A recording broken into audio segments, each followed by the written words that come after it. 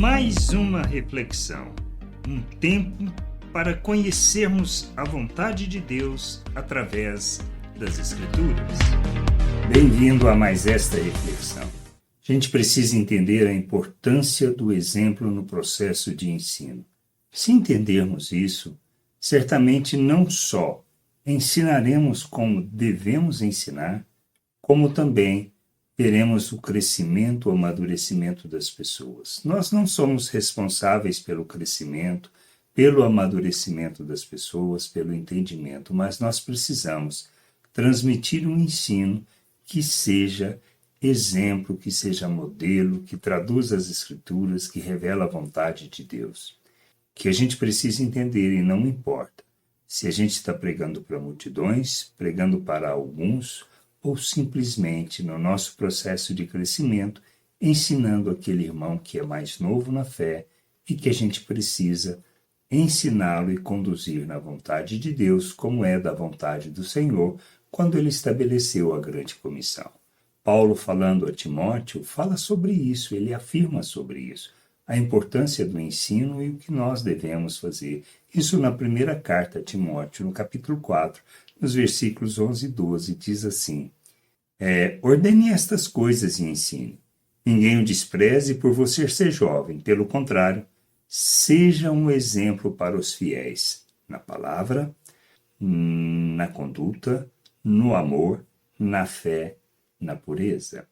São os aspectos do ensino que a gente precisa traduzir na nossa vida de maneira que haja uma possibilidade daquele que recebe poder enxergar como precisa. A gente não pode simplesmente focar na aparência, focar em regras, dizer o que as pessoas têm que aprender ou que precisam fazer. Mas nós precisamos ser testemunha, ser luz, ser carta viva. Por isso é importante que todo o ensino ele seja fundamentado na palavra, ou seja, que as pessoas sejam conduzidas à palavra, de maneira que possam buscar, aprender, conhecer e entender a vontade de Deus. Além disto, nós precisamos expressar esse ensino na conduta que temos, ou seja, a nossa conduta deve revelar autoridade, deve revelar conhecimento, compreensão de como se deve viver. Por isso é fundamental a gente ter este aspecto, o exemplo que nós damos. Mas além disto, o que mais precisamos focar é o que Paulo fala. Além da conduta, nós precisamos revelar o amor de Deus.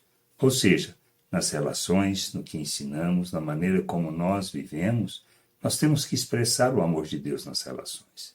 Revelar as virtudes de Deus culmina tudo em revelarmos o amor de Deus, porque quem ama como o Senhor amou, não faz mal contra o próximo. E aí revela conhecimento de Deus. Além disso, precisamos manifestar a fé e a pureza. São aspectos da vida cristã que traduz quem nós somos. Fé é fiarmos naquilo que são as promessas de Deus para as nossas vidas, crer naquilo que nós não vemos, mas saber que Deus está no controle, Ele é que é o dono de tudo, Ele que é aquele que nos conduz na sua vontade. Entendermos isso e andarmos desta maneira nos levará à maturidade e à plena expressão do Senhor. Que a gente entenda, compreenda isto, que revelando toda a fé e toda a pureza, nós ensinamos verdadeiramente como se deve ensinar, seguindo o exemplo de Cristo. Que a gente possa entender isso, compreender estas coisas e buscar de todo o coração o conhecimento e a compreensão da vontade de Deus. Graça e paz sobre a tua vida. Amém. Gostou da reflexão? Compartilhe. Não deixe de ler as Escrituras.